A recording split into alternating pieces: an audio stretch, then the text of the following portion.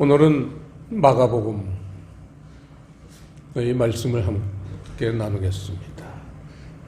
1장 1절 한번 보시면요. 마가는 어떻게 이 말씀을 시작하냐면 1장 1절 시작. 하나님의 아들 예수 그리스도 복음의 시작이라. 그래서 이 성경이라는 것은 복음의 그러한 내용을 기록한 것이라는 것을 마가는 자기 서신에서 그렇게 기록하고 있습니다. 자, 오늘 본문 14절을 보시면요. 요한이 잡힌 후 예수께서 갈릴리에 오셔서 하나님의 복음을 전파하여 가라사대, 이렇게 오늘 말씀이 시작됩니다. 이 말씀의 구성을 잘 보시면요, 여기서 놀라운 또 하나님의 그런 세계가 그냥 우연이나 저절로 되는 게 아니라 하나님이 다 구상하고 계시다는 것을 알 수 있습니다. 뭐냐 하면 요한이 잡힌 후 이 사건을 서두에 두셨다는 것은 여기에 의미가 있다는 거죠. 요한은 율법 말씀을 대표하시는 분입니다. 그래서 율법은 세례 요한과 선지자 때까지요, 그렇게 마태복음에서 말씀하셨죠. 그러니까 요한이 잡힌 후라는 것은 율법 시대가 끝난다는 것을 예고하시는 거고, 또한 이 율법 시대가 끝나야지만 예수께서 갈릴리에 오셔서, 예수님은 갈릴리에 사시는 분이 아니에요. 여러분 알다시피 나사렛이라는 동네에 사십니다. 그 갈멜산에서 이렇게 북쪽으로 바라다 보면 산자락에 아담한 동네가 있는데 그 동네가 갈릴리입니다. 나사렛이고 그 오른쪽으로 조금 밑으로 이렇게 이제 내려가면 거기 가나가 있고, 쭉 오른쪽으로 가면 산 모퉁이에 다볼산이라고 해서 역사적으로 유명한 산이 나오고, 그 앞에 벌판이 이스라엘 평야입니다. 성경에서는 거기를 이제 아마겟돈 전쟁이 일어날 무깃도 평야, 이스라엘 평야가 쭉 하고, 서쪽에는 바로 해안가죠. 그 지중해 해안가입니다. 거기 하이파 항구가 이스라엘에서 가장 큰 항구 중에 하나인 하이파 항구가 거기 있고, 그러한 그 북쪽의 안쪽으로 들어가면 그 고향 나사렛에서 더 안쪽으로 깊이 들어가면 거기 호수가 나오는데 거기가 갈릴리 지역입니다. 갈릴리 호수 지역입니다. 그 갈릴리 지역으로 드디어 이제 예수님이 나사렛에서 이동하신 거예요. 이게 이제 역사적인 사건인데, 왜 이사를 하셨느냐? 오늘 본문에 나오듯이 14절에 복음을 전파하시기 위해서 갈릴리로 오신 거예요. 그래서 여러분, 이 지명을 우리가 생각해 볼 때 좀 의아한 것이 있는 게, 이 갈릴리라는 것은 바닷가고 그냥 어부들 몇 사람 살고 사람 사는 동네가 아니었어요, 그 옛날에. 근데 예수님이 거기로 이사를 오셔서 거기에서 복음을 전파하기 시작하셨다는 거예요. 이런 게 무슨 의미가 있는가? 상당히 깊은 의미가 있습니다. 그냥 이렇게 요한이 잡혔다, 그냥 갈릴리에 오셔서 처음으로 이제 이 세상에서 복음이 전파되는, 예수님 시대에 복음을 전파하는 시대가 이제 이르렀다는 것을 얘기하고 계십니다. 오늘 이 본문의 동행기절은 마태복음 4장에 있습니다. 한번 보시죠. 마태복음 4장을 보시면요. 4페이지 마태복음 4장 17절. 이때부터 예수께서 비로소 전파하여 가라사대 회개하라 천국이 가까웠느니라 하시더라. 마가복음 1장 14절 15절 특히 15절 말씀하고 동행기절인데 이 17절에서는 복음이라는 단어는 숨겨 있습니다. 예수님은 한 번 말씀하신 건데 마태는 여기다가 인용을 안 했어요. 알면서도. 근데 마가는 하나님의 명령으로 복음이라는 단어를 인용한 거예요. 이런 게 이제 우리가 이해할 수 있어야 돼요. 두 사람이 뭐 다른 데서 말씀 받은 게 아니라 똑같이 말씀을 받았는데 어떤 거는 공개하게 하시고 어떤 거는 숨기게 하시는 그러한 하나님의 역사가 있습니다. 그래서 우리가 잘 알다시피 예수님이 이 복음을 이제 갈릴리에서 전하기 시작하기 전에는 예수님이 어떤 일을 하셨느냐? 당연히 마태복음 1장부터 보시면 마태복음 2장에 예수님이 탄생하는 얘기가 나옵니다. 태어나셔서 그 다음 마태복음 3장에 세례 요한한테 요단강에서 세례 받으시는 장면, 그 다음에 마태복음 4장 1절부터 성령님한테 이끌려서 광야에 나가셔서 마귀에게 시험을 받으시는 일, 그 두 가지 일밖에 없어요.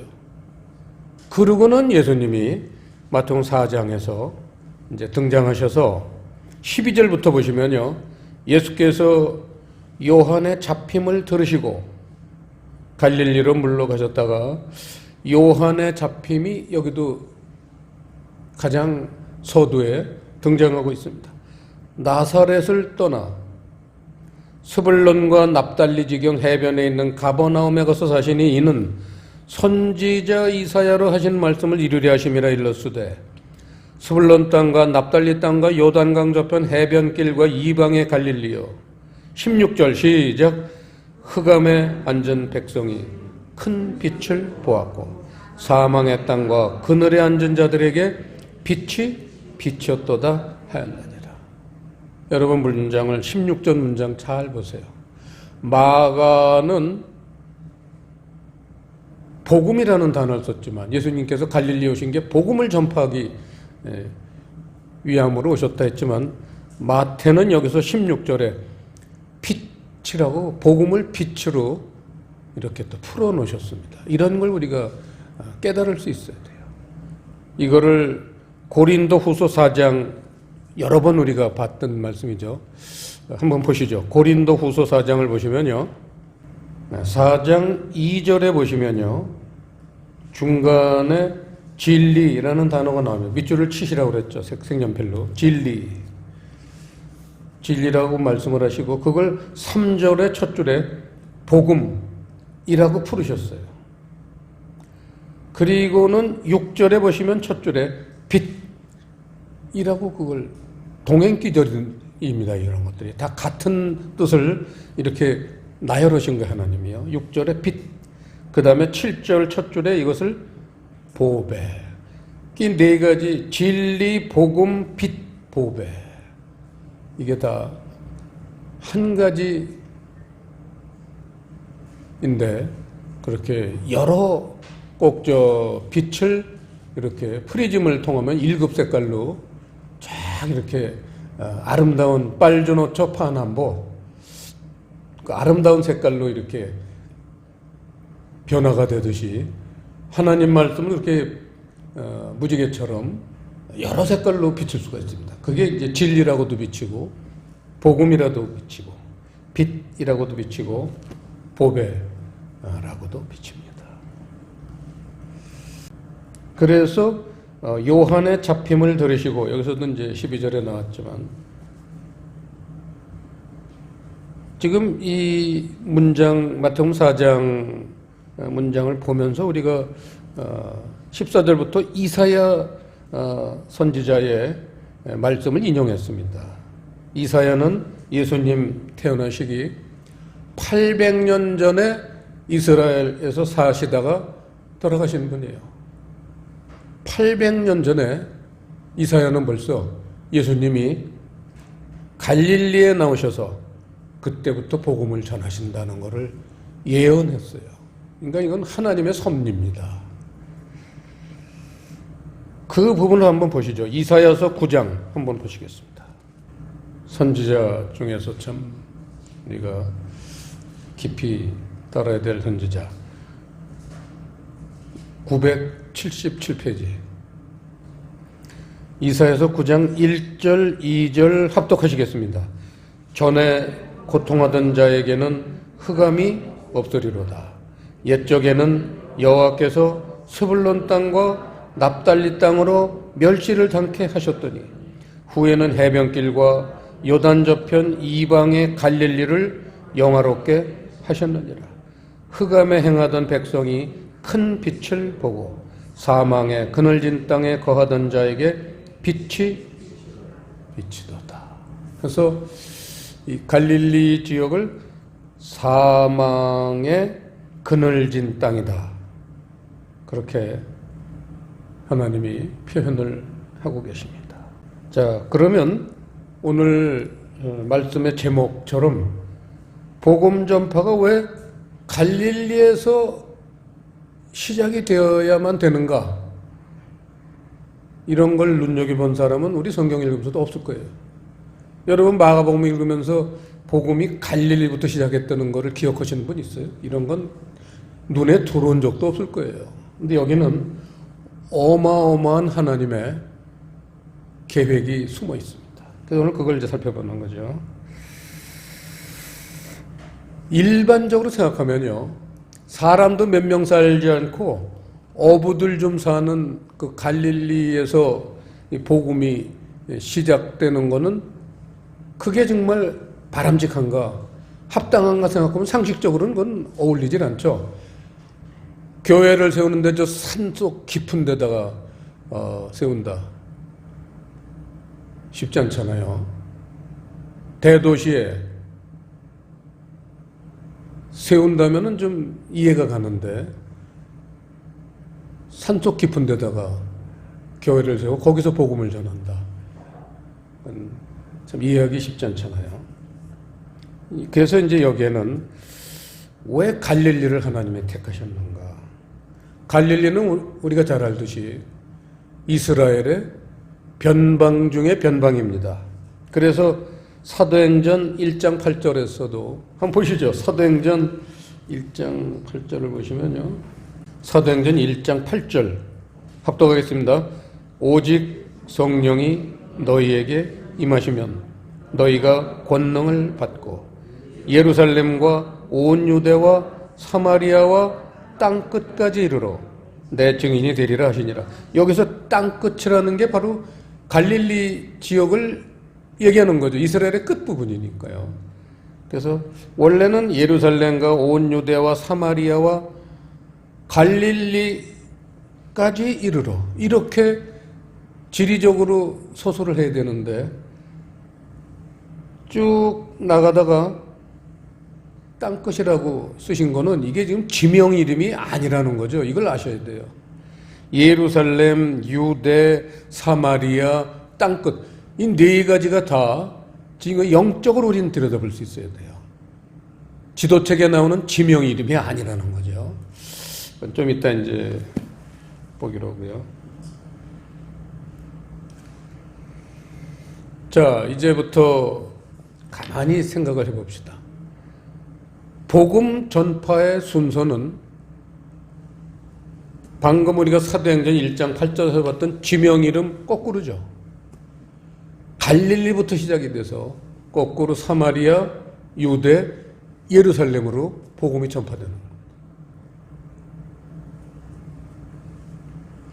왜 그런 그 지명을 가지고 하나님이 뭘 언급하시려고 그러냐? 바로 중요한 건 우리 몸과 관련되는 얘기예요.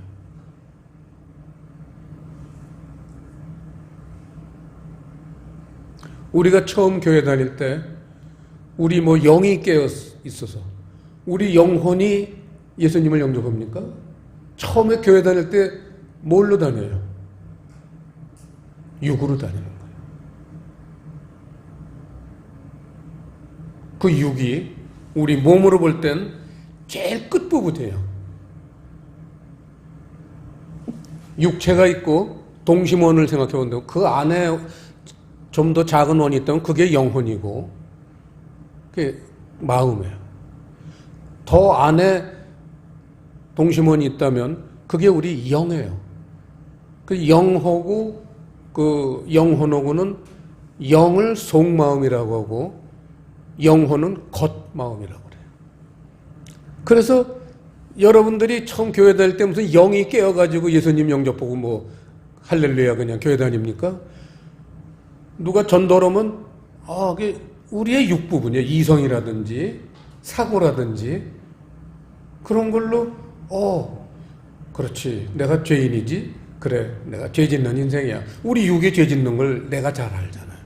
그런 것 때문에 육이 받아들여서 교회를 다닙니다. 그게 바로 갈릴리에서 복음이 전파되는 거예요.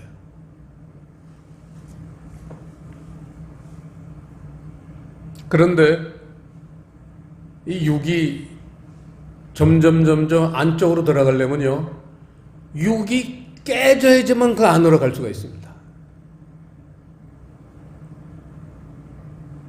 그래서 이 육이 깨지면은 차츰 영의 세계가 이제 눈을 뜨기 시작해요. 그래서 우리 영혼이 깨어나는 거죠. 자, 그렇다면은 복음 전파의 순서는 그렇게 우리 끝부분, 땅끝, 육체부터 시작했지만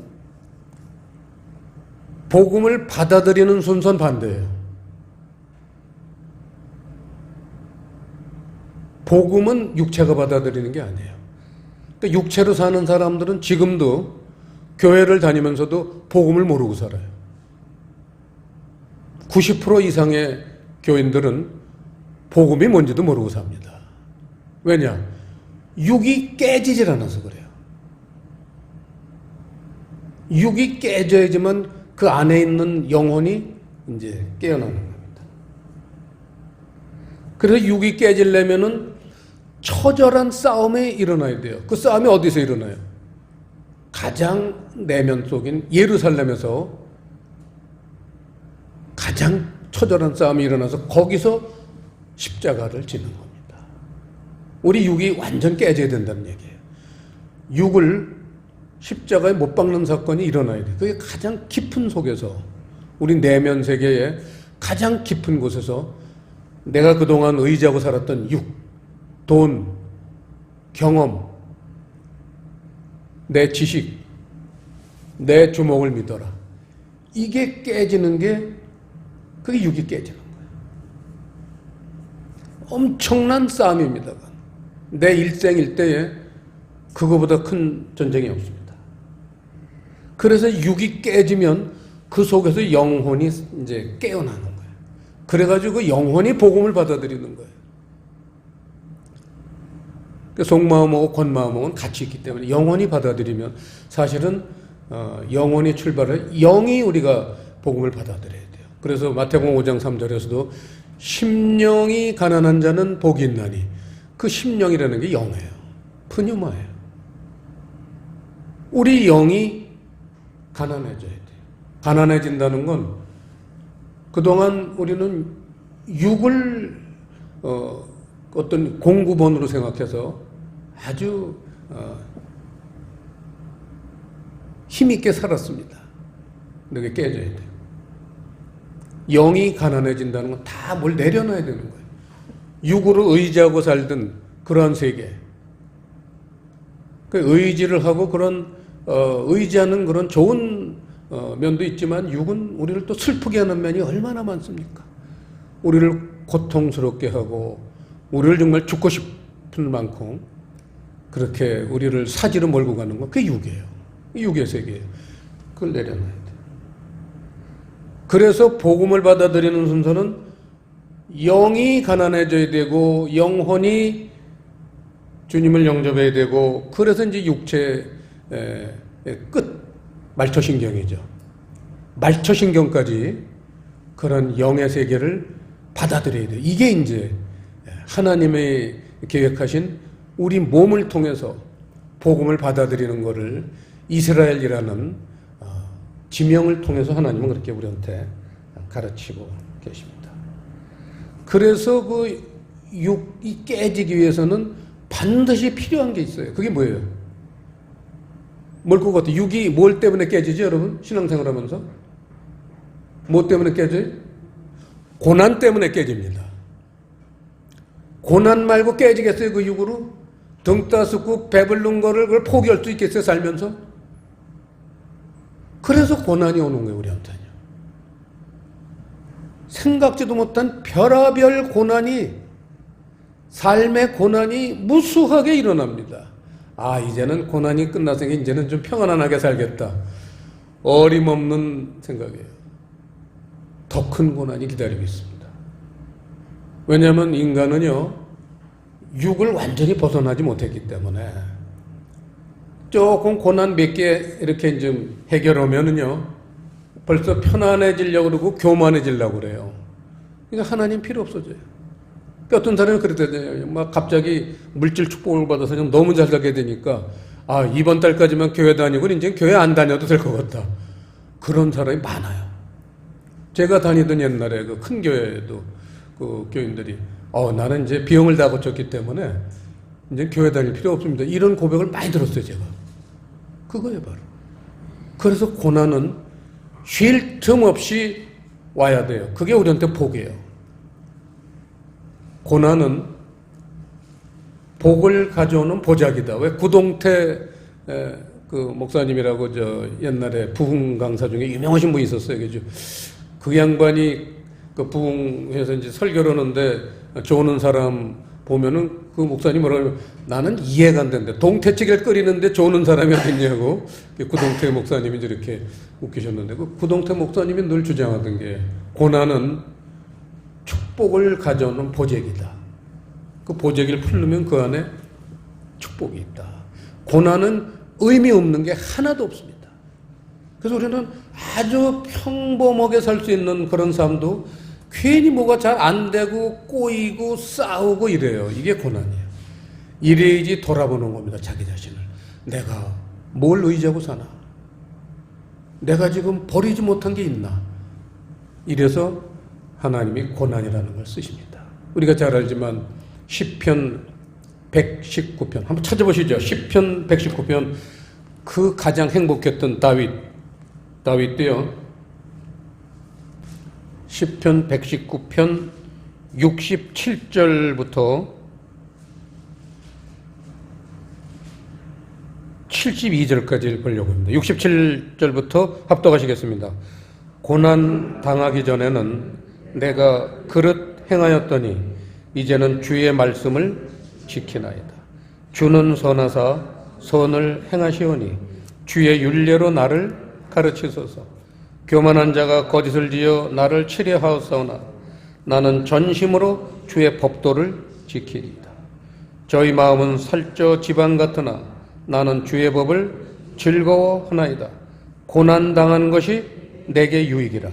이로 인하여 내가 주의 율례를 배우게 되었나이다. 주의 입의 법이 내게는 천천 금은보다 승하니이다.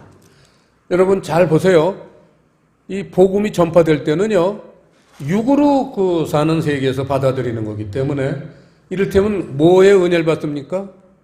어떤 사람의 간증, 체험, 이런 게 정말 귀합니다. 눈물을 흘리면서 나와서 간증하잖아요. 인도 그 교회, 펀잡 교회, 그 박원고 선교사님이 얘기를 하시는데, 간증 때문에 예배 시간이 3시간이 걸린대요. 그 처음 이제 새신자가 와서 일주일 후에는요, 몇십 명의 줄을 쓴대요. 체험한 거. 이런 하나님을 만났습니다. 이게 평범한 건데도 평범한 생활 속에서 하나님을 발견하는 거예요. 그냥 줄을 서가지고 결국은 그걸 다 할 수가 없어서 1시간만 간증을 받겠다 그러죠. 예배 드릴 때 설교도 오고 간증도 있고 이제 그러니까. 그래가지고 3시간이 걸린대요. 육으로 살 때는 중요한 게 그런 체험, 뭐 천국 간증 이런 거 귀가 쫄깃합니다. 체험이나 간증. 하지만 오늘 시편 119편 우리가 봤지만 자 이제 복음을 우리가 받아들이는 때는 뭐가 필요해요? 말씀이 필요한 거예요. 이걸 아셔야 돼요. 아직도 간증 같은데 체험 같은데 이렇게 마음이 끌린다는 거는 내 안에 아직 육 부분이 많다는 얘기예요. 영적인 부분이 적다는 얘기예요. 이제 사람이 영적으로 자꾸 바뀌면요. 말씀이 없으면 이제 살 수가 없어요. 다윗이 그렇다는 거예요. 다윗이. 말씀 때문에 제가 바로 서갑니다. 고난 때문에 말씀을 그리워하게 되고 말씀을 통해서 어떻게 제가 바로 살아가야 됩니까? 그걸 깨달아서 바른 모습으로 간다. 이게 바로 오늘 이 갈릴리에서 복음이 전파되기 시작했다는 이 놀라운 하나님의 섭리가 그 간단한 그런 하나님의 단어 속에서 숨겨 있는 겁니다. 자, 그래서 이제 이 아까 잠깐 봤지만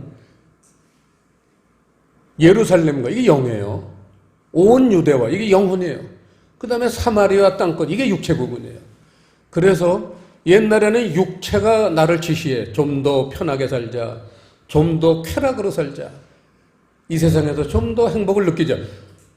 갈릴리의 명령을 받았어요. 본부가 갈릴리에 있었어요. 그런데 육이 깨졌어. 고난 때문에 육이 깨졌어. 본부가 이제는 예루살렘으로 옮기면요. 어떤 일이 일어나느냐. 그렇게 말 안 들어 처먹던 저 땅끝, 우리 말초신경, 오관. 사람이 그 오관을 행복하게 하려고 세상 나가서 별짓 다 하는 거예요. 돈도 벌고, 몹쓸 짓도 하고. 그 피부적으로. 그렇잖아요. 전부 그 땅끝 때문에 사람이 지저분해집니다.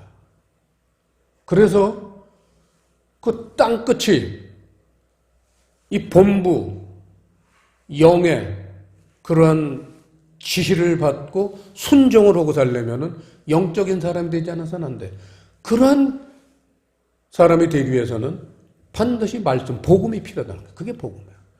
그래서 이제 복음이 영으로 받아들여서 영혼으로 받아들이고 그게 내 몸으로, 내 육체로 이제 그게 내려가면 그럼 이제 말초신경들도 순종을 해요.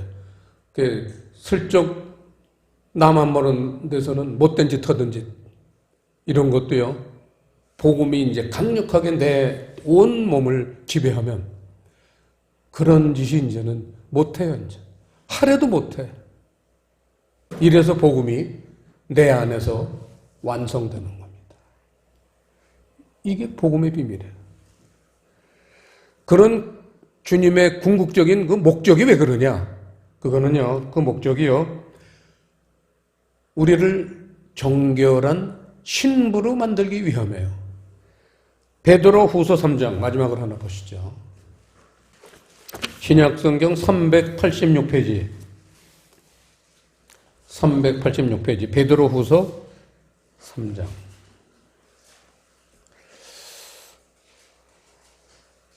수제자인 베드로가 베드로 전후서를 쓰고 맨 마지막 부분에 가장 중요하게 우리 믿는 사람들의 가장 중요한 덕목이 뭐냐, 이거를 베드로 후서 3장 14절에서 기록을 해 놓으셨습니다.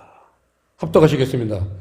그러므로 사랑하는 자들아, 너희가 이것을 바라보나니 주 앞에서 점도 없고 흠도 없이 평강 가운데서 나타나기를 힘써라.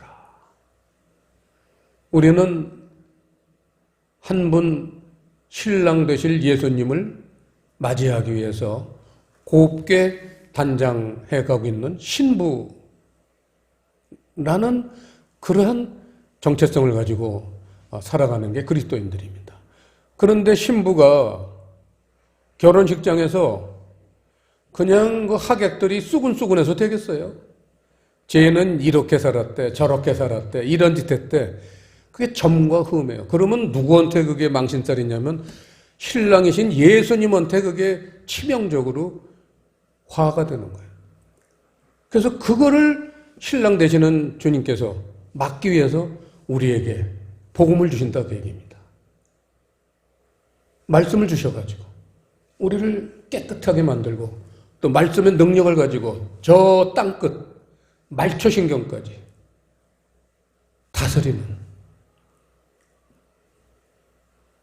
그러한 사람이 되라. 그런 가르침입니다. 이 말씀을 지금까지 설교한 거를 한마디로 요약해 놓은 부분이 있습니다. 이사야서 66장. 마지막으로 보시죠. 이사야서 66장. 성경 전체를 요약해 놓은 책입니다. 이사야서. 이사야서는 66권으로 되어 있는데 구약 39권, 신약 27권이잖아요. 합하면 66권이에요. 그래서 이사야서는 39권까지는 무슨 얘기냐면 율법 얘기예요. 그리고 40장부터 27권은 신약 얘기예요. 그래서 이사야서 40장은 그 유명한 그 할렐루야가 시작하는 거잖아요. 그 가사가 이사야서 40장으로 시작을 해요. 그 신약이기 때문에. 그래서 66장으로 끝나잖아요. 결론이에요. 신구약 성경의 결론이에요. 1절, 2절, 1047페이지. 구약 성경입니다. 1047페이지. 그래서 성경에서는 이사야서 66장 1, 2절은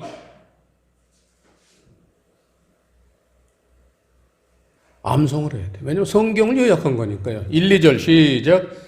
여호와께서 이같이 말씀하시되 하늘은 나의 보좌요 땅은 나의 발등상이니 너희가 나를 위하여 무슨 집을 지을꼬 나의 안식할 처소가 어디랴. 나 여호와가 말하노라. 나의 손이 이 모든 것을 지어서 다 이루었느니라. 물은 마음이 가난하고 심령에 통회하며 나의 말을 인하여 떠는 자 그 사람은 내가 권고하려니와. 그래서 하늘은 나의 보좌. 이게 하늘이 영이에요, 우리. 창세기 1장 1절에 하나님이 태초에 천지, 하늘과 땅을 창조하시니라. 그게 무슨 저 스카이하고 이 earth, 땅 만드신 얘기가 아니에요. 그게 뭐 그렇게 사람이 누리기 위해서 만들어 놓으신 부속물 중에 하나인데 그게 무슨 성경 첫 줄에 등장할 만큼 중요합니까? 사람의 영이 가장 그게 하늘이에요. 하나님은 태초에 영과 땅이 우리 육이에요. 그래서 하늘은 나의 보좌예요. 보좌라는 건 말씀이에요. 우리 영이 보좌가 이제 복음이죠. 우리 영이 복음을 받아들이면 땅은 나의 발등상이라. 아까 얘기했죠? 오관 그 말초신경들이 땅, 발등상이라는 게 뭔지 아시잖아요. 어린애들이 엄마 장에 나가면은 그냥 동생 보고 엎드려 해가지고 올라타서 봉당에 감춰놓은 꿀단지, 사탕 이거 꺼내려고 그 꺼내다가 그냥 그 꿀단지 넘어뜨려가지고 얼마나 혼납니까? 발등상이라는 거는 복종해요. 순종해요. 그래서 내 그 말초신경들이 내 육부분들이 그냥 세상 버리지 못해가지고 늘 그렇게 추구하고 있는 그런 세상적인 것들, 이게 결국은 내 영의 복음에 이제는 영향을 받아서, 선한 영향을 받아서 무릎을 꿇고 네, 순종하겠습니다. 그래서 그 속에서 그냥 막 끓어오르던 그런 욕심이라든지 음욕이라든지 이런 게 다 잠재우고 하나님 나라의 그 아름다운 선한 것들, 그것들이 이제 나에게 이렇게 감동으로 와서 예, 제가 순종하고 살겠습니다. 그게 발등상이에요. 땅이 발등상. 하늘은 나의 보좌요, 땅은 나의 발등상이다. 이게 하나님이 원하시는 참 신부들의 모습이라는 겁니다. 전부들 이러한 모습으로 이루어 가시기를 축원합니다. 기도하시겠습니다. 아버지 하나님, 오늘 마가복음 1장에서 하나님의 그러한 지명을 가지고 우리 몸 부분을 비유하시면서 놀라우신 그러한 하나님의 계획을 세워놓으신 것을 알려주셨으니 감사드립니다. 오늘 말씀처럼 우리 육 부분이 이제는 명령을 내리는 그런 기관이 아니라 영 부분에, 영혼 부분에 하나님의 가르침을 잘 받아들이는 그런 순종하는 우리들이 되어갈 수 있도록 늘 성령님 우리를 가르쳐 주시고 인도해 주시옵소서. 감사를 드리오며 예수님 이름으로 기도드리옵나이다. 아멘. 오늘